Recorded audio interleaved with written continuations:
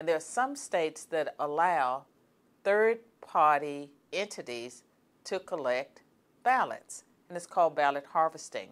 And so just think about it.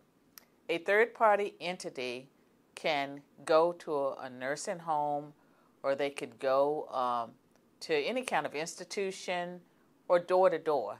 As you can imagine, it creates many opportunities for voter fraud.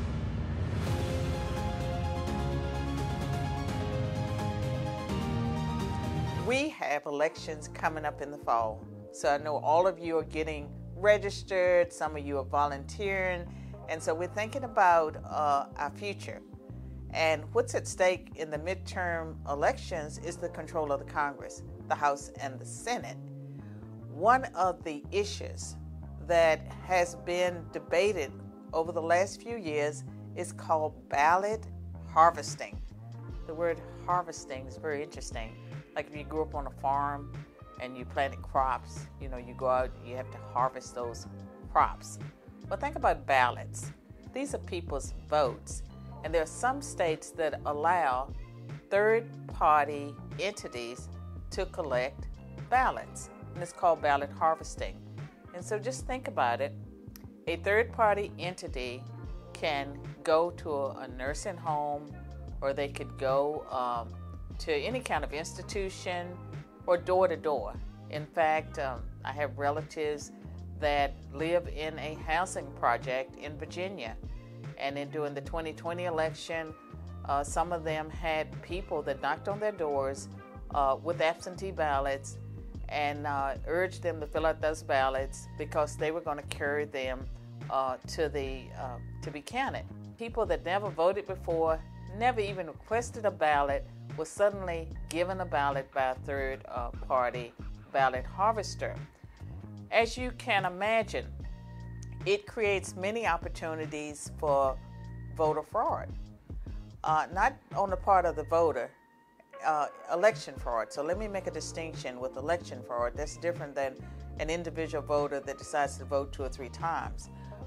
With election fraud and third-party harvesters, there's nothing to prevent them from changing the ballot if they wanted to.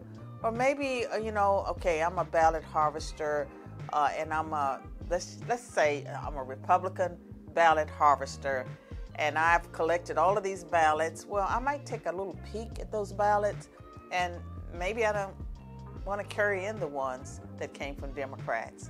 And so maybe I don't turn them in. And we know that elections really changed in California once they passed a law allowing ballot harvesting. Back in 2018, I believe, in California, there were some incumbents from Orange County that had won as Republicans. And that was a part of California that was very Republican. And in one particular case, there was an incumbent, he was 5,000 votes ahead, but then all of a sudden, the ballot harvesters brought in their stash of ballots. And all of a sudden, this Republican lost. He was 813 votes in deficit. So he lost. And there's no way of knowing, whether those ballots were actually real, because it takes months to investigate an election and to investigate whether or not there was anything done that was dishonest. And so I would argue that ballot harvesting in those states where it's been passed, that they have an election integrity problem potentially, and that it's not good for our democratic republic. Well, there are many reasons to be against ballot harvesting because it's different than absentee ballots. Now, with an absentee ballot, if there's someone elderly, they're sick, or if you're traveling, or if you're busy, and you decide that you want to request an absentee ballot, you make a request, they send it to you, you fill it out, you mail it back, or maybe you get someone else to drop it off. That's very different than ballot harvesting. With ballot harvesting, a third party initiates the process. They pick up the ballots. They're responsible for carrying the ballots to be counted. And so there's a chain of custody problem because you don't know what happens between the time A person might fill out the ballot if they fill it out themselves, and when it actually gets to where it's supposed to go, you also don't know if it actually gets there. And so there are many opportunities to cheat with ballot harvesting. And those states that have made it legal, I would argue that they have less secure elections.